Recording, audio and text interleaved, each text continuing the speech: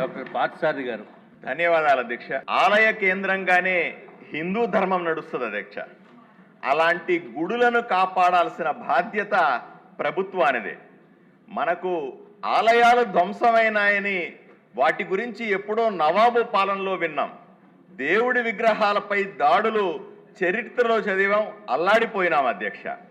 స్వతంత్ర భారతదేశంలో దేవాలయాలపైల దాడులు ఎక్కడన్నా జరిగినాయంటే అవి ఆంధ్రప్రదేశ్లోనే వైఎస్ఆర్సీపీ ప్రభుత్వ హయాంలోనే జగన్ ముఖ్యమంత్రిగా ఉన్నప్పుడు మాత్రమే జరిగినాయి అధ్యక్ష. సుమారు 125 ప్రధాన దేవాలయాలపై దాడులు అధ్యక్ష.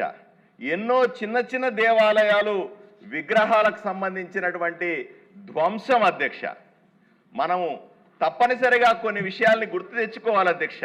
బాధతో 2020 సంవత్సరం అంతర్వేది లక్ష్మీ నరసింహస్వామి రథాన్ని కాల్చేశారు అధ్యక్ష. రాష్ట్రమంతా నివ్వెరపోయింది. 100 సంవత్సరాల రథం అధ్యక్ష. తేనె కోసం కాల్చారని ఒకవైపు, మతిలేని వాడు కాల్చాడని ఇంకోవైపున ఒకరి మీద ఒకరు వేసుకున్నారు అధ్యక్ష. హిందువులంతా కుంగిపోయారు అధ్యక్ష. అప్పుడు జరిగింది ఏమిటి? నిందితులను పట్టుకోవడం మానేసి ప్రతిపక్షాల మీద నిందలేశారు, రాజకీయాలు చేశారు అధ్యక్ష. దర్యాప్తు సిబిఐకి ఇచ్చిన ఎవరిని ఇప్పటికీ అరెస్ట్ చేయలేదు, శిక్షించలేదు. ఒక్కసారి హిందువుల మనోభావాలను అర్థం చేసుకోవాల్సిందిగా కోరుకుంటున్నాను అధ్యక్ష. 2019లో విజయనగరం జిల్లా రామతీర్థంలో మహాపచారం జరిగింది అధ్యక్ష. శ్రీరాముడి విగ్రహానికి శిరచ్ఛేదం చేశారు. మళ్ళీ అదే జరిగింది. ఆరోపణలు, విచారణ పేరుతో నిర్లక్ష్యం, రాజకీయం, సిఐడి విచారణ, ఎటువంటి అరెస్టులు లేవు, శిక్షలు కూడా లేవు అధ్యక్ష. నెల్లూరు జిల్లా బిట్రగుంటలో వెంకటేశ్వర స్వామి రథాన్ని గాల్చారు, మళ్ళీ అదే నిర్లక్ష్యం. బెజవాడలో దుర్గమ్మ వెండి సింహాసనాలు చోరీ చేశారు, అదే నిర్లక్ష్యం. ఇలా 125 దేవాలయాలపై దాడి, విధ్వంసం, కేవలం విచారణ పేరుతో కాలక్షేపం. మౌనంగా, వేదనతో, కసిగా హిందూ సమాజం అంతా ఏకమైంది అధ్యక్ష.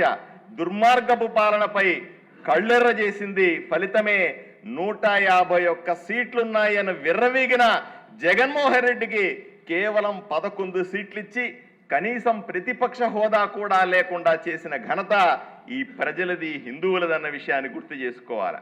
ఈరోజు కల్తీ నెయ్యితో శ్రీ వెంకటేశ్వర స్వామి ప్రసాదాన్ని తయారు చేశాని నిరూపించబడింది అధ్యక్ష.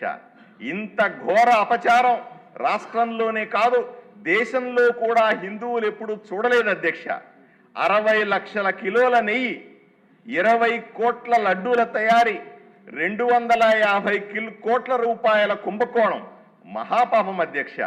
నిబంధనలను మార్చి కల్తీ నెయ్యి కొని 2022లోనే నెయ్యిలో కల్తీ ఉందని రిపోర్టు వచ్చినా కూడా వినకుండా పవిత్రమైన లడ్డూను అప్రతిష్ట పాలు చేశారు అధ్యక్ష.